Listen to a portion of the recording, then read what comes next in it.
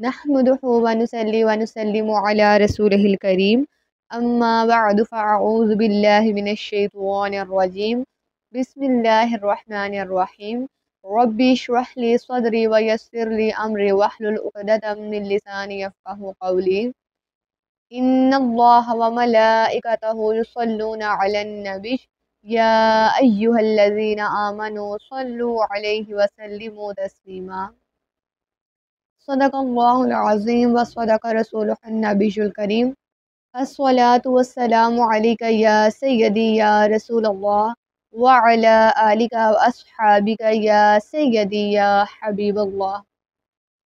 السلام علیکم ورحمۃ اللہ وبرکاتہ۔ امید کرتی ہوں آپ سب خیر و عافیت سے ہوں گے۔ اللہ رب العزت آپ سب پر کروڑ ہر رحمت اور برکتوں کا نزول فرمائے۔ بے شک تمام تر تعریفات اللہ رب العزت کے لیے ہیں جو تمام کائنات کا خالق و مالک ہے اور ہر انسان کو، ہر جاندار کو رزق پہنچانے والا ہے۔ اللہ رب العزت شکر کرنے کی توفیق عطا فرمائے، آمین۔ محترم ناظرین، اللہ رب العزت قرآن پاک میں فرماتے ہیں یا ایہا الذین آمنوا لا تحرموا طیبات ما احل اللہ لکم ولا تعتدوا ان اللہ لا يحب المعتدین۔ اے ایمان والو، اللہ رب العزت ایمان والوں کو مخاطب کر کے فرما رہے ہیں کہ اے ایمان والو، اللہ نے جو تمہارے لیے حلال کیا ہے اسے حرام نہ کرو اور حد سے نہ گزرو۔ بے شک اللہ رب العزت حد سے گزرنے والوں کو دوست نہیں رکھتا، یعنی کہ اللہ رب العزت حد سے تجاوز کرنے والوں کو پسند نہیں فرماتا۔ آج میرا موضوع کھانا کھانے کے آداب ہیں، یعنی کھانا کس طریقے سے کھانا چاہیے۔ اللہ رب العزت نے ہمیں انسان پیدا فرمایا ہے، اشرف المخلوقات پیدا فرمائے ہیں۔ ہر کام کرنے کے طور طریقے اور آداب ہوتے ہیں۔ کھانا تو ہم نے کھانا ہی کھانا ہے، کھانا کھائے بغیر کسی صورت بھی گزارا نہیں ہے۔ تو پھر کیوں نہ ہم سنت کے طریقے کو اپنائیں اور جس طرح اللہ رب العزت نے اور حضور علیہ الصلوۃ والسلام نے کھانا کھانے کا حکم دیا ہے اس طرح کھانا کھایا جائے۔ اللہ رب العزت ہمیں عمل کی توفیق عطا فرمائے۔ کھانا کھانے کے متعلق چند احادیث مبارکہ آپ کے سامنے پیش کرتی ہوں۔ صحیح مسلم شریف میں حضرت حذیفہ رضی اللہ تعالیٰ عنہ سے مروی ہے، فرماتے ہیں کہ رسول کریم صلی اللہ علیہ وآلہ وسلم نے فرمایا کہ جس کھانے پر بسم اللہ نہ پڑھی جائے شیطان کے لیے وہ کھانا حلال ہو جاتا ہے، یعنی بسم اللہ نہ پڑھنے کی صورت میں شیطان اس کھانے میں شریک ہو جاتا ہے۔ اور صحیح مسلم کی ایک اور حدیث ہے، حضرت جابر رضی اللہ تعالیٰ عنہ سے مروی ہے، فرماتے ہیں کہ رسول کریم صلی اللہ علیہ وآلہ وسلم نے فرمایا کہ جب کوئی شخص اپنے گھر آتا ہے اور داخل ہوتے وقت اور کھانا کھاتے وقت بسم اللہ پڑھ لیتا ہے تو شیطان اپنی اولاد سے کہتا ہے کہ اس گھر میں نہ تو تمہیں رہنے کی جگہ ملے گی اور نہ ہی کھانا ملے گا۔ اور اگر وہ شخص گھر میں داخل ہوتے وقت بسم اللہ نہیں پڑھتا تو شیطان بڑا خوش ہوتا ہے اور اپنی اولاد سے کہتا ہے کہ تمہیں یہاں پہ رہنے کی جگہ بھی مل گئی ہے اور رات کا کھانا بھی مل گیا ہے۔ استغفر اللہ۔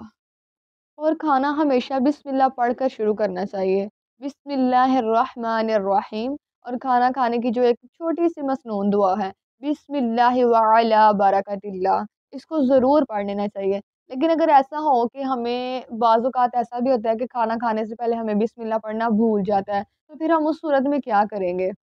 ابو داؤد اور ترمذی میں روایت ہے، حضرت عائشہ صدیقہ رضی اللہ تعالیٰ عنہ فرماتی ہیں کہ رسول کریم صلی اللہ علیہ وآلہ وسلم نے فرمایا جب کوئی شخص کھانا کھائے تو اللہ عز و جل کا نام ذکر کرے، یعنی بسم اللہ پڑھے، اور اگر شروع میں بسم اللہ پڑھنا بھول جائے تو یوں کہے بسم اللہ اولہ و آخرہ۔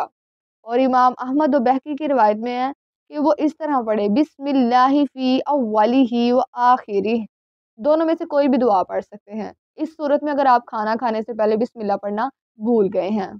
اچھا جی، الگ کھانا کھانے میں اور اکٹھے بیٹھ کے کھانا کھانے میں کیا فرق ہے، حدیث کی روشنی میں آپ کے سامنے بیان کرتی ہوں۔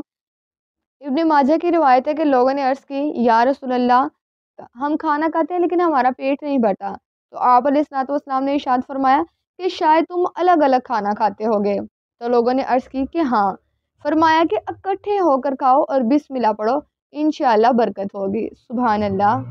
اور کھانا کھانے کے آداب میں یہ چیز بھی شامل ہے کہ ہمیں ہمیشہ اپنے سامنے سے کھانا چاہیے۔ اگر دسترخوان پہ ایک جیسا کھانا ہے تو ادھر ادھر ہاتھ نہیں مارنا چاہیے، اپنے سامنے سے کھانا چاہیے۔ اگر تو ایسا ہے کہ دسترخوان پر مختلف طرح کے جو ہے وہ کھانے پڑے تو پھر ہم اٹھ کر دوسری طرف سے کھانا لے سکتے ہیں، لیکن اگر ایک طرح کا کھانا پڑا تو آپ کوشش کریں کہ اس کو اپنی طرف سے کھائیں۔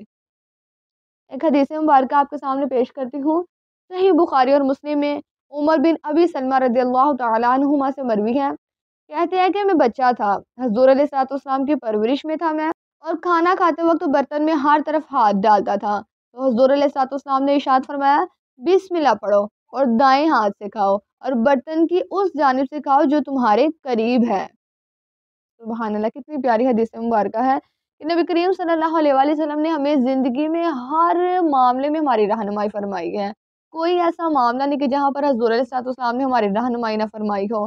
یہ چھوٹے چھوٹے سے کام ہیں ہماری زندگی کے روزمرہ کی، یہ روٹین ہے، اس میں بھی حضور علیہ الصلوۃ والسلام نے ہماری رہنمائی فرمائی ہے کہ اٹھنا بیٹھنا کیسے ہے، چلنا پھرنا کیسے ہے، کھانا کیسے کھانا ہے، اگر آپ نے بیت الخلاء میں جانا ہے تو آپ نے کیسے جانا ہے۔ انشاءاللہ عز و جل ہم ان تمام ٹاپک پہ بھی بحث کریں گے۔ کھانا کھانے سے پہلے کی دعا تو ہم نے پڑھی ہے، اور یہ بھی ہم نے پڑھا ہے کہ اگر ہم کھانا کھانے سے پہلے بسم اللہ پڑھنا بھول جائیں تو پھر ہم کیا پڑھیں، اور کھانا کھانے کے بعد ہمیں کن کلمات سے اللہ کا شکر ادا کرنا چاہیے، وہ بھی ہم حدیث کی روشنی میں پڑھتے ہیں۔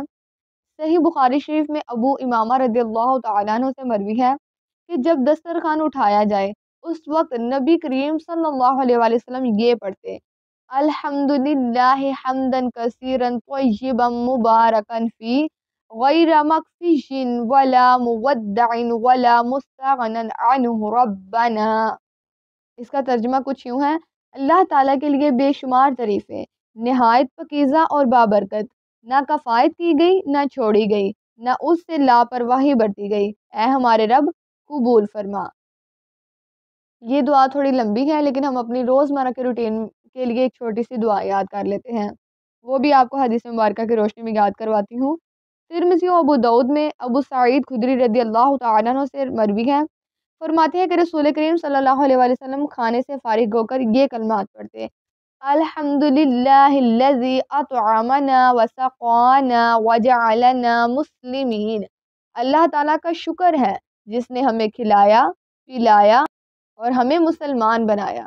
سبحان اللہ، یہ دعا مختصر ہے اور آسان بھی ہے، اس کو ہم اپنی روزمرہ کے روٹین میں شامل کر لیتے ہیں، ٹھیک ہے انشاءاللہ عز و جل۔ آج ہم نے کھانا کھانے سے پہلے اور بعد کی دعائیں پڑھی ہیں اور انشاءاللہ ان کو یاد بھی کریں گے اور ان کو اپنی زندگی کا معمول بھی بنائیں گے۔